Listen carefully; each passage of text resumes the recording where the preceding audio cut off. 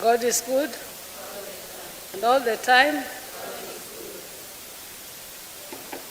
I know I have a tribute that I wrote, but I don't think I can read the tribute now. I think I know Beryl like the back of my hand. I'm not going to say much today, but what I want to say is that Beryl was my sister, but my friend. One of the best friends I ever had. As my older sister, she was the one who was with me in Kenya. Because my older siblings were mostly out studying abroad. Oburu in Russia, Raila in Germany, Wenwa in Germany, Agola in Russia. I was the last one who came very last. And so I'm actually nearly the age of their children. That's why you'll hear them calling me Auntie Adiambo. But Beryl brought me up. Ever since I was young, the first person I knew was her. She used to sit and plait my hair 4 times or 5 times in a day. Comb it out, plait it again. Even if I'm crying, she'll just do it. I was her doll. But then, as time went by, my dad didn't want me to have hair because he said I looked like him. And he thought I should have this. I think maybe he thought I'd become a man. I didn't have long hair.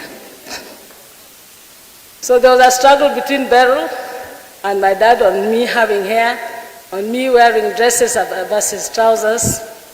She was the most loving person I've ever seen. Not to say that when you're not loving, I also lived with you. But Beryl was a mother to all of us. The truth of the matter is that we are here. She loved people. She has that. There's something about Beryl. You see her, you want her to hug you. And she will hug you. And she embraced people. Not many of us even live with anybody in our homes. But Beryl lived with us. I lived with Beryl since I was small here, but I also lived with Wenwa and Buru. Actually, Buru is the one I grew up in his home from when I was in standard 2. But then when I got to secondary, and during the holidays, I would go and visit and stay with Beryl. She embraced all of us. You saw the big group that is here from Zimbabwe. She stayed with my brother. My brother passed away called Agola. She took Agola and the children to Zimbabwe and lived with them. When I went into exile, I went to live with her in Zimbabwe. And I stayed with her. And the best thing is that she took us to the best schools. She never discriminated. The schools that her children went to are the schools we went to. I went to Mutare Girls High School, one of the best schools in Zimbabwe. And I'm very proud. That time she was the first woman, the first black to become a town clerk in the city of Mutare in Zimbabwe. Beryl was tough. In her love, she was also very tough. She gave us tough love, and she disciplined us. She made sure that we could do the right things. However, me, my biggest disciplinarian is when we're here, but I will also say Beryl really disciplined us. She took care of everyone, and she was strong, even in her job. You can imagine being the first woman in independent Zimbabwe to be a town clerk. She had issues with the mayor, with the indigenous men who didn't even believe a woman should be in the position she was. She was a powerful woman in this family. It's not only those of us who are in the limelight. I think all of us, the Odinga, especially the girls, we are all very tough. Beryl was an example of a very tough and very powerful lady in this society. She was a matriarch in the Odinga society. She took care of all her brother's kids and made sure that they passed school and they went further to further studies. She took care of everybody. Even when she came back here, her doors are always open. She loves people. She makes us laugh. For me, I was her best jester. Even the children used to say, we know you are on the phone with mom because it will be 1 hour and you'll be laughing.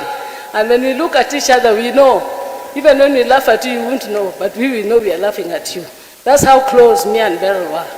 I've been her carer through her journey with her illness, and I'm happy to say that even up to the end, even the day before she died, she was smiling with me and Auma here, her daughter, and she was still trying her level best to be alive.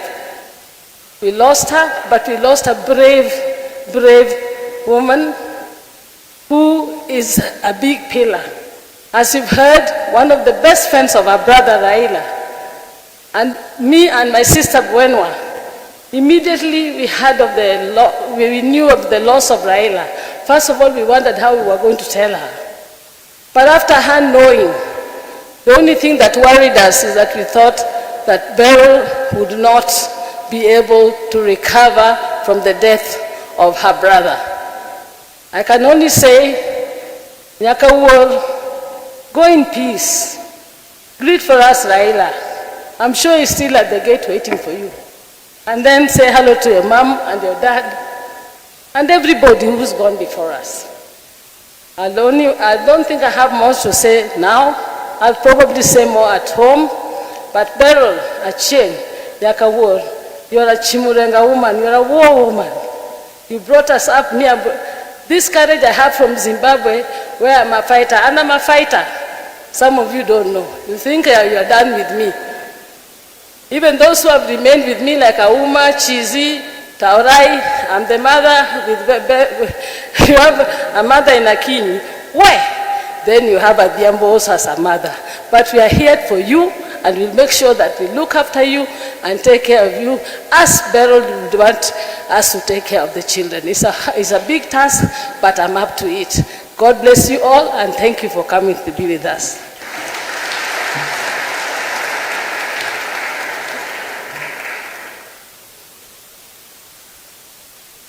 That's a fight right there. I can tell you, the next tribute is from